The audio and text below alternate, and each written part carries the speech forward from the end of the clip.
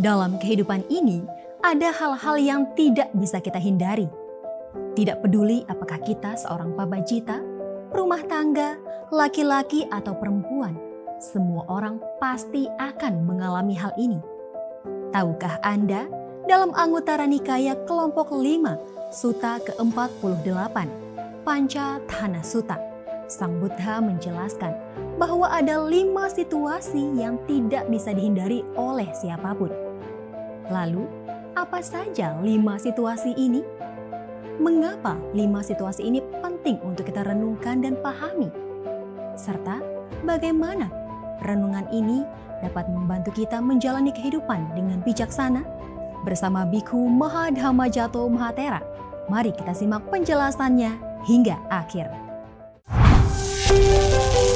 Tahukah Anda?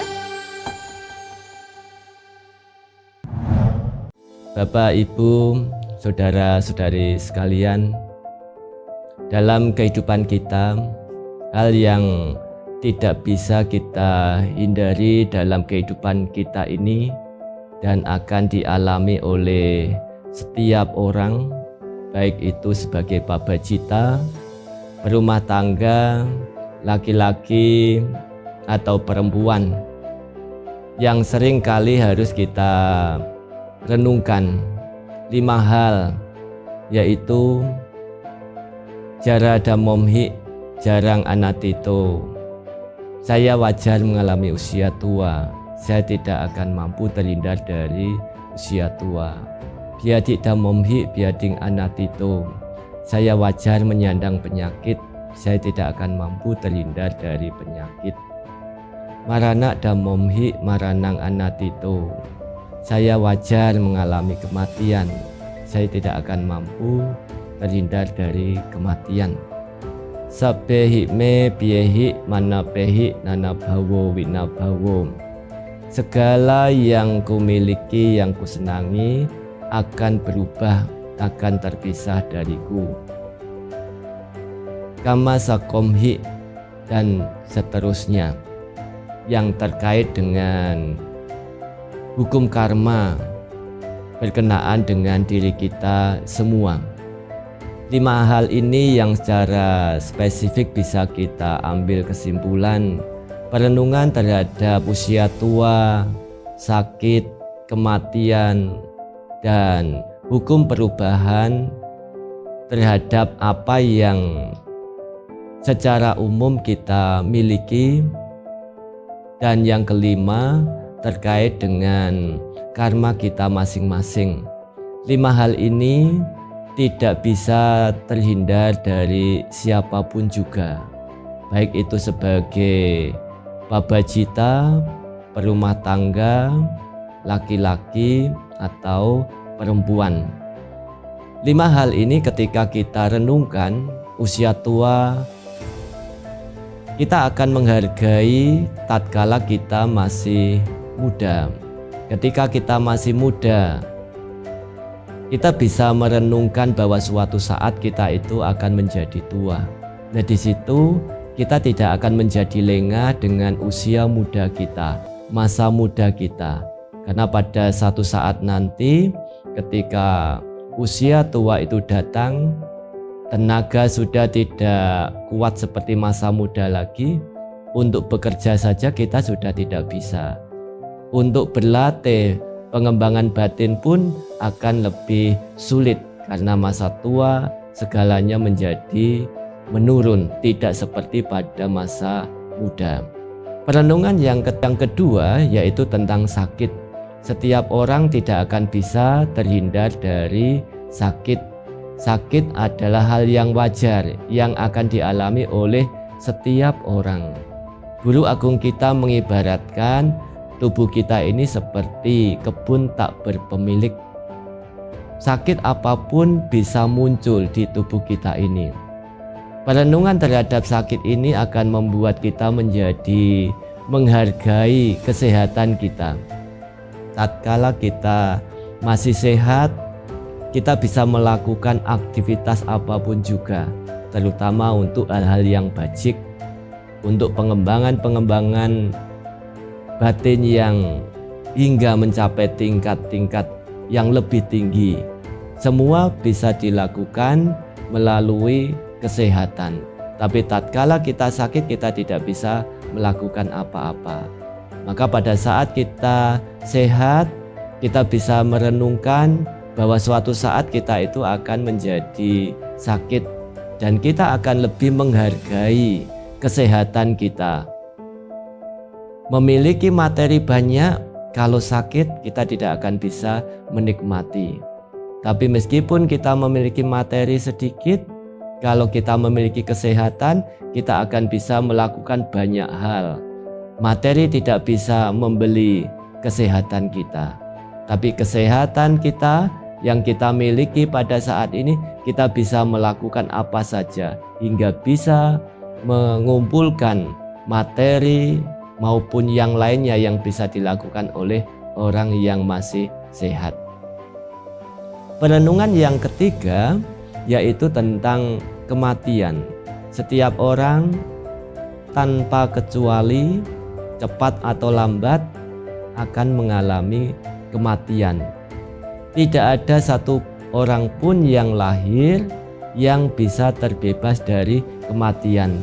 Maka tatkala kita masih memiliki kehidupan saat ini, kita tidak boleh lengah. Juga kita tidak boleh lengah, saya masih muda, usia saya masih sedikit, belum terlalu tua. Tidak akan mungkin terjadi kematian dalam waktu dekat. Kita tidak bisa mengatakan demikian. Ajewak ki camatapang kojanya maranang suwe. Berusahalah hari ini juga, siapa tahu kematian ada di esok hari. Nah, perenungan tentang kematian ini akan menyebabkan kita menghargai kehidupan kita saat ini. Apapun kondisi kita, posisi kita, tatkala kita masih hidup, sesungguhnya itu adalah waktu yang sangat berharga sekali. Karena suatu saat kita tidak akan memiliki kehidupan seperti sekarang ini. Mereka yang masih memiliki kehidupan bisa melakukan banyak hal, terutama dalam mengumpulkan hal-hal yang bermanfaat, hal yang bajik sebagai penimbunan kebajikan itu. Mereka yang sudah meninggal tidak akan mampu mengumpulkan kebajikan lagi dan akan ada penyesalan. Kenapa waktu saya masih hidup saya tidak bergegas untuk melakukan hal yang bajik? Perenungan yang keempat adalah segala yang kita miliki, yang kita cintai itu wajar mengalami perubahan. Apapun yang kita miliki, yang kita cintai, apakah itu orang, apakah itu benda, semuanya akan berubah, tidak bisa sesuai dengan keinginan kita. Perubahan itu terjadi sesuai dengan sifat alami dari barang atau objek-objek yang bersangkutan. Kita punya mobil, mobil itu juga bisa berubah sesuai dengan sifat dari mobil itu. Tatkala kita tidak menyadari bahwa perubahan itu bisa terjadi terhadap siapapun juga, terhadap apapun juga, maka akan muncul kekecewaan tatkala terjadi perubahan. Seperti misalnya kita memiliki mobil, mobil kita rusak, kita memiliki rumah, rumah kita bocor, rumah kita rusak. Kalau kita tidak memahami bahwa apa yang kita cintai, apa yang kita sayangi itu nanti wajar mengalami perubahan, maka di situ akan muncul satu kelekatan yang sangat besar, yang sangat kuat. Sehingga tatkala mengalami perubahan, kelekatan pada barang-barang yang kita cintai itu menimbulkan duka, menimbulkan ketidakpuasan, menimbulkan penderitaan. Maka bukan berarti apa yang kita miliki, apa yang kita cintai itu kemudian kita acuh tak acuh. Kalau begitu kita tidak usah merawat mobil, merawat rumah, merawat tubuh dan sebagainya. Bukan. Kita harus merawat semua itu, menjaga semua itu dengan baik. Tapi tatkala terjadi perubahan terhadap semua hal itu, maka kita harus siap untuk menerima. Itulah yang harus kita renungkan, bahwa setiap saat apa yang kita cintai itu akan mengalami perubahan. Perenungan yang kelima yaitu terkait dengan hukum karma. Secara mudah dapat kita pahami bahwa kita bisa seperti sekarang ini, orang lain bisa seperti itu tidak terlepas dari akibat karma perbuatan yang pernah dilakukan pada masa yang lampau. Ube kata punyata, berkat kebajikan yang pernah dilakukan pada masa yang lampau. Kalau terkait dengan diri kita sendiri, apa yang kita alami sekarang, baik secara finansial, secara kesehatan maupun pengetahuan, tidak terlepas dari sebab-sebab pada masa yang lampau. Nah, sebab pada masa yang lampau inilah yang dikatakan sebagai hukum karma. Apa yang kita lakukan pada masa yang lampau, pada saat ini kita menuai, memetik buahnya. Kalau kita melihat orang lain itu berhasil, orang lain itu lebih sukses daripada kita, padahal kita sudah berusaha keras, bekerja keras, jangan iri hati. Jangan memunculkan kecemburuan, iritasi. Kita harus bisa melihat bahwa karma baik yang dimiliki oleh orang tersebut jauh lebih baik daripada kita. Saya punya karma baik, vipaka yang tidak sama dengan dia. Sehingga dengan melihat seperti itu, merenungkan seperti itu, kita akan mulai memupuk, mengumpulkan sebab-sebab baik yang lebih banyak dan lebih banyak lagi. Pada saat kita merasa memiliki satu kelebihan dari orang lain, kita juga harus sadar bahwa apa yang kita miliki saat ini, apa yang kita capai saat ini tidak terlepas dari apa yang kita perbuat pada masa yang lampau. Kalau saat ini kita tidak membuat sebab yang baru, yang baik lagi, maka pada masa yang lampau kita tidak bisa menjadi seperti sekarang ini. Nah, 5 hal ini hendaknya direnungkan oleh siapapun juga, karena dengan perenungan 5 hal ini kita akan bisa menghargai kehidupan kita saat ini.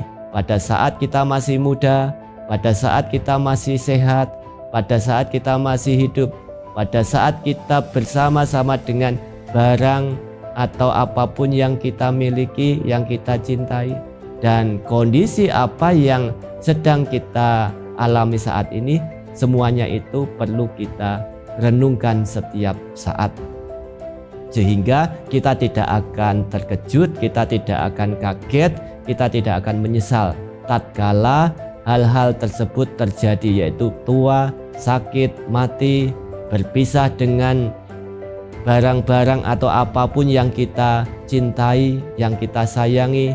Dan ketika kita merasa lebih buruk atau mendapatkan lebih sedikit daripada yang didapatkan orang lain, kita tidak akan iri terhadap perolehan yang dicapai oleh orang lain tersebut, karena kita mengerti bahwa semua itu terkait dengan karma kita sendiri.